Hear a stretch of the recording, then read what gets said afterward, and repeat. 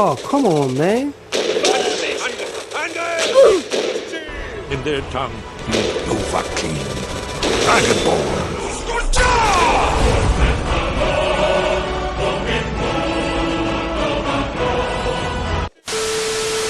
Welcome to today's unit review. This time, we are going back to one of the most effective bunker busting unit in the Wehrmacht faction. The Sturmpanzer 4, or as the Allies called it, Brummbar. The name Brummbar was not actually used by the Germans, rather they have their own nickname for it called Stupa, which is a contraction of the term Sturmpanzer. This beast was designed for armored infantry support, even though in the game, the developers decided that it would be best if it is designated to target buildings. 300 of these vehicles were produced due to the much successful Sturmpanzer, replacing it as the successor. That's all for its history. Now let's get into the review, shall we? The first thing we are going to look at, of course, is its armament. As its primary, it boasts a 15cm Stu-H-43 howitzer. This is very much ideal against infantry. Even though the Brummbar only targets buildings, it can still damage units within the blast radius. Damage to buildings is 1689 hit points when at level 11, which makes it the highest damage to buildings unit in the game. Attack speed is 4.5 seconds, same as with the Soviet KV-2 heavy tank. A disadvantage your enemy may exploit with. Attack range is 10. Not that impressive, but it's still decent.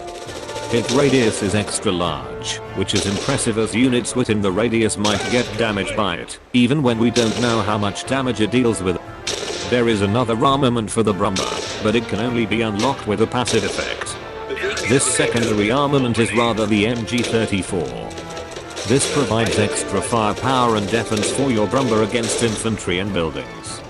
At level 11, it can damage infantry by 60 hit points. Not bad, but definitely better than most armaments held by infantry. It deals 26 hit points against vehicles, not that great, but still can do damage to it. And 10 hit points against buildings, which is considered not that great at all. Attack speed is 0.2 seconds, which can be considered average for a defensive milligrams. Attack range is 11, which is average, but mostly outranges infantry weapons. Now, let's get onto its total hit points, shall we?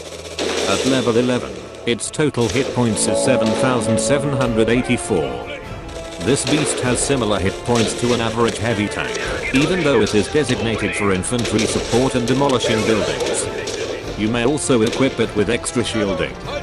Shielding meaning shield hit points. You may get it by equipping a passive effect. This shielding has a total hit points of 1168. This is to protect its main hit points from possible anti-tank fire. Once your shielding's hit points has depleted, it will fall off on its own and expose your Brummbar's main hit points. Since it is a rare card, it can only be deployed on rear roads. Deploying time is 3 seconds, which is enough to produce 1 MP point. Now we're done with that, let's take a look at which designated deck does this unit fit off. The perfect doctrine I can think of for this unit to be fit is the Blitzkrieg doctrine. The bonus 20% extra speed makes this unit's speed normal, which will reduce time on getting to its designated target. Passive effects which could benefit this unit are the 10% decrease in attack speed, plus 1 gold life when deploying an armored unit, and the added MG34, and shielding to the Brummbar. Here is the deck which I have made for it, and it is actually pretty good. You may change it as much as you like.